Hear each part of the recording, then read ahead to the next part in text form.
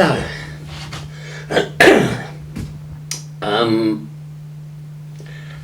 This is a video about a reincarnation poem.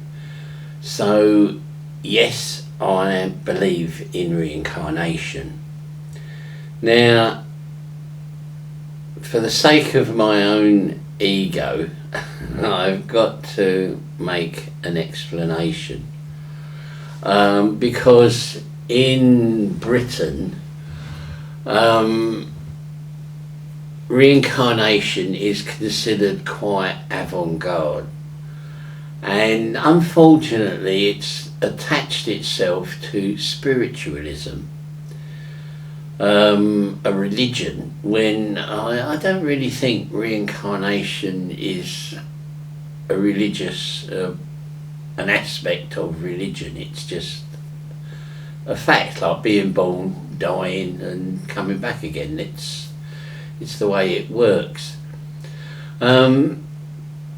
Most people who believe in reincarnation, I say most people, I mean those that I have met,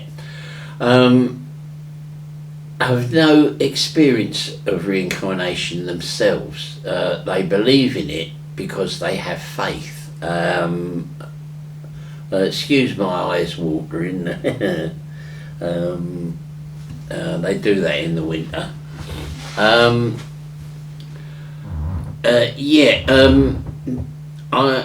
I don't hold with faith.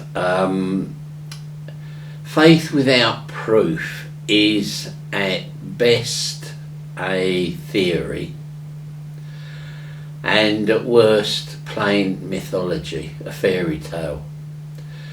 I believe in reincarnation because I didn't go looking for it.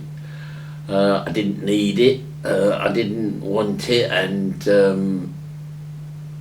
I used to look down on it, actually. It was, but an event happened to me that left me with so much proof that I would have been stupid not to believe it.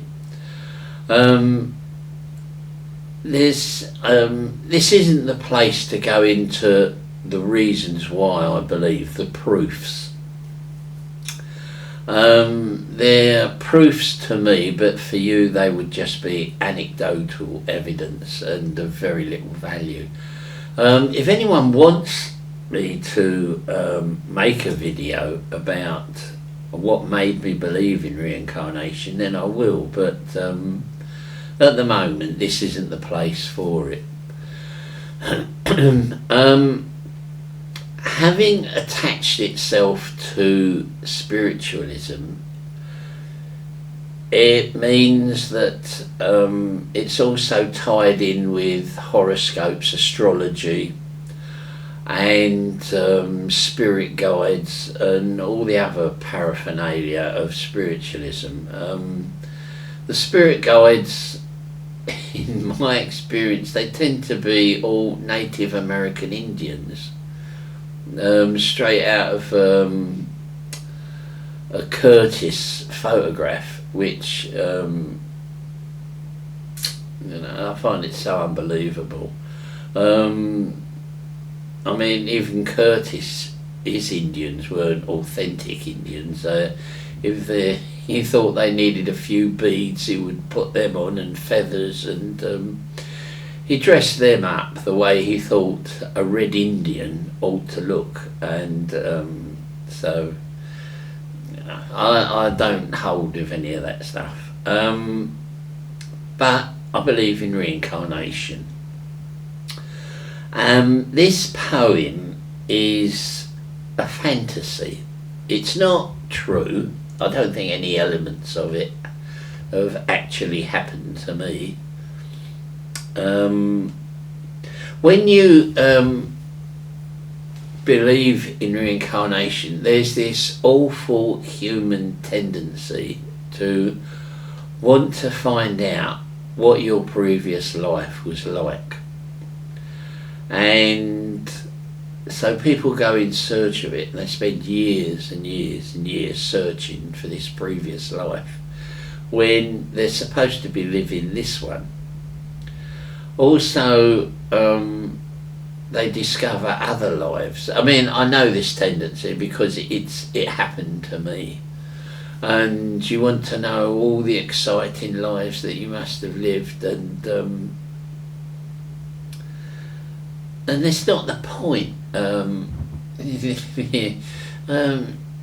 You know, if you're spending this life worrying about what happened in previous lives or what happens in heaven, then you're wasting your life. That tendency is what creates religions. They take one fact, and then all the great religions, they've all woven a mythology around one fact, and they become absurd. I'm thinking in particular of Christianity. Jesus was a teacher. He saw himself as a teacher, but now he's the Son of God, and I mean, what a leap. And it's human nature, you can't help it. So when you've got one fact, just hang on to that one and don't weave a mythology around it. And I'm just as guilty as anyone else. I did it myself, and it's absurd, and you waste so much of your life chasing fairies. So anyway, I'm going to tell you, I'm going to read this poem to you. I'm not a great poet. I used to love writing mystical poetry years ago. In my mid-30s, I loved it. I haven't got any of them. They've all got lost over the years. But this particular poem I wrote about 30 years ago, but it was a lot shorter than what it is now, and I was never happy with it. So a few years ago I started to rewrite it, and it took me over a year to finish it, close on 2 years. But now it's exactly as I would like it to be. But remember, it's a fantasy. It's not true. It's about reincarnation with a twist. But it never happened to me. It's just a poem. So, here we go. It's called The Secret of the Night. Yeah, I love that title.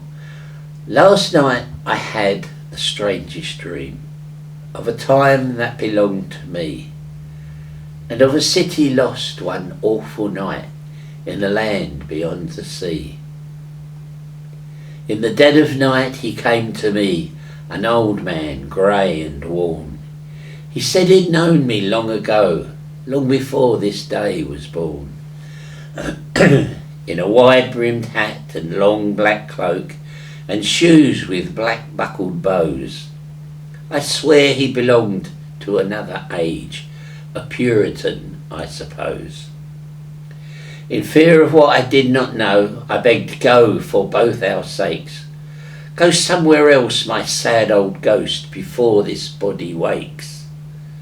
Look closer, boy, he said in angered tones, with a heart that was in pain. Dost thou really not remember me? Have I come so far in vain? I'm afraid you have, because we've never met.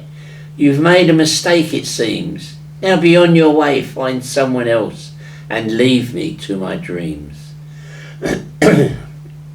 It hurt the old man to be so rebuffed when trying to make me see. Listen to my words, thou foolish youth, since thou waited so long for me. Look past this shadow to what lies beneath, what once was skin and bone. Then swear thou dost not know this face, for it is thy very own. His words made me reel with disbelief. How could this old man be me?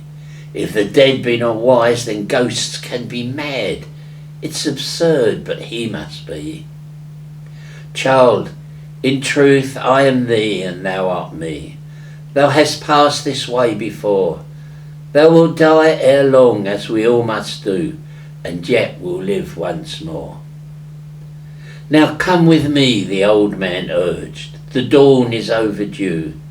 There's so much thou hast forgotten, so much that thou once knew.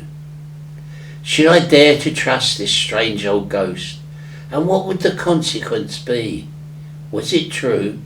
Had I really lived in another time when this old man was me? On reaching up, I took the old man's hand, leaving my body where it lay. Then like a mist the walls were gone, as into the night we stray. Far above the darkened earth we sped, the starry night to climb, while without its soul my lifeless body slept through this night of eons of time. Where are we going? I thought to ask, in words that had no sound. No destination in the trackless stars, nor in the distant ground. But if the old man heard, he made no sign to heed as on we sped. Only the seamless night knew we were there, and where this pathway led. The secret of the night is that the stars are wise, and know the paths we tread. They know the times of our births and deaths, and the fates to which we are wed. That night I saw many future worlds on our journey through the sky, though wisdom is better served with silence than answered with a lie. Then by the glow of the moon we began to descend through a mist of silver cloud, when through a gap appeared a rocky coast, and the crash of waves grew loud. And deep within a memory stirred as if from long ago, as if I'd been here once before, though when I did not know. I remembered the sound of the crashing waves, and the rocks where I used to play, and the hidden cove beneath the cliffs where my wife and I would lay. Thank you, old man, I remember now. I know I have lived before, and though to my eyes we appear as two, there is but one on this shore. But it will soon be dawn, my ghostly friend, and it's time for me to leave. Speed me home as fast as you can, that my body I may retrieve.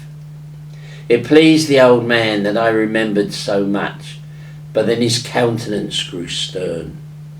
Thou hast remembered well, as I knew thou wouldst, yet there is one thing more to learn. If you must, old friend, then tell me quick, and let's be on our way, for a rosy dawn is fast approaching and heralds another day. No, my young fool, that is not the dawn, for thy city is on fire. The glow thou sees will take thy life, for it is thy funeral pyre. Then into the wide market square I stepped. The agora was strewn with dead, beneath the gaze of Daphne's shrine, where my wife and I were wed. We were but children on that summer's day, when my wife was barely 4, an unwanted girl in rag-ribboned pigtails, to trip and knock to the floor. Or I would lead her across the river and desert her far from home, but yet she would always wander back and in tears sit on her own. Then one harvest day without warning, I found the years had fled. The seasons had ripened the bride of my youth, for a woman there stood in her stead. Our long wasted summers had passed like shadows, and yet we were strangers still. Now her glance would make me stumble, and in my stomach make me ill. I knew not by whom or how she met her end, or where from life she was torn. Yet I knew in my soul the moment she was gone, and that our child would never be born. Of those who entered the agora that night, 6 lay at my feet, and now on Charon's shore they waited, their killer there to meet. Though my sides were cut and bleeding, and my arms were covered in gore. I was determined to take at least one other with me to Charon's shore.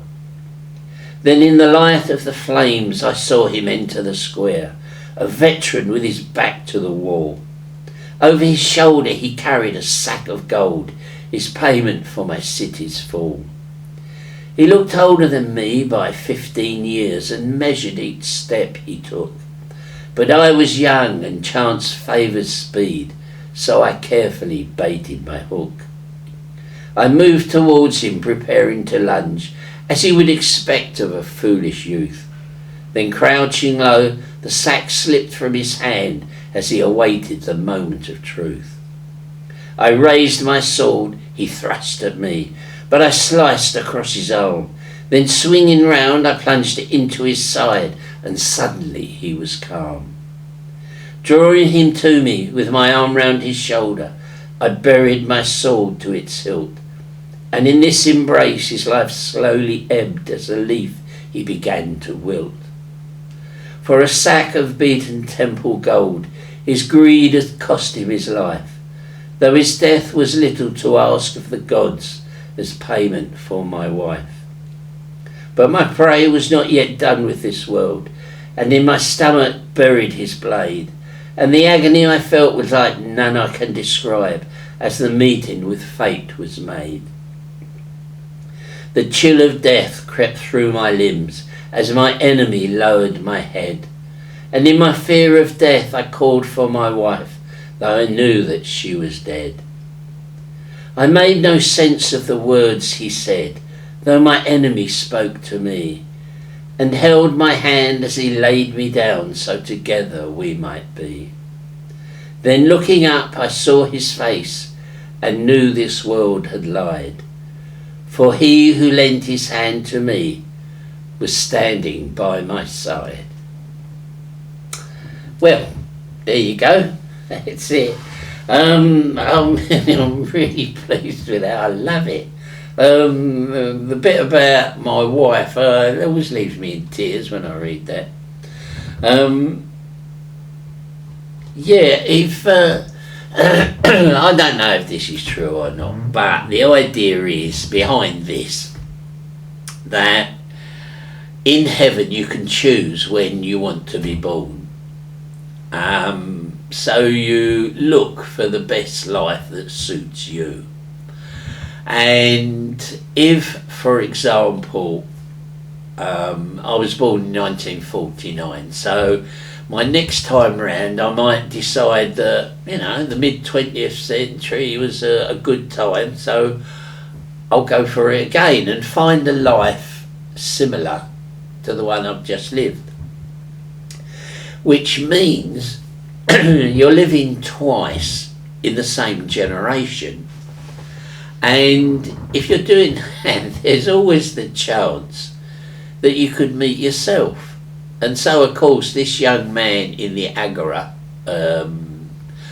agora was the Greek word for a market square, he met his killer, who was himself from a previous life.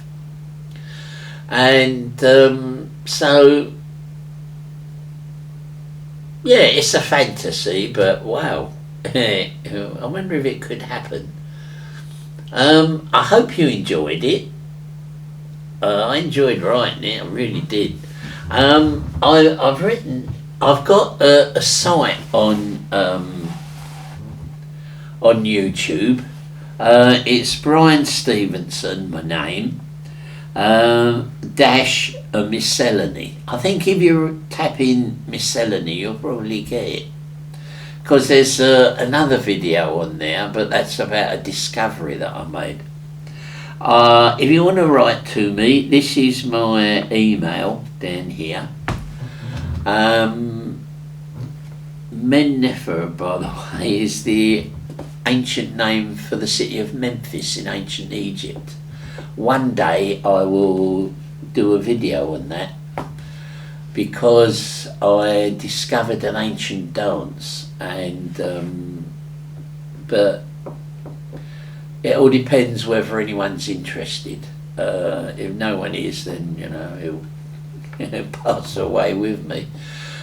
So anyway, I hope you enjoyed it. Take care. Good night.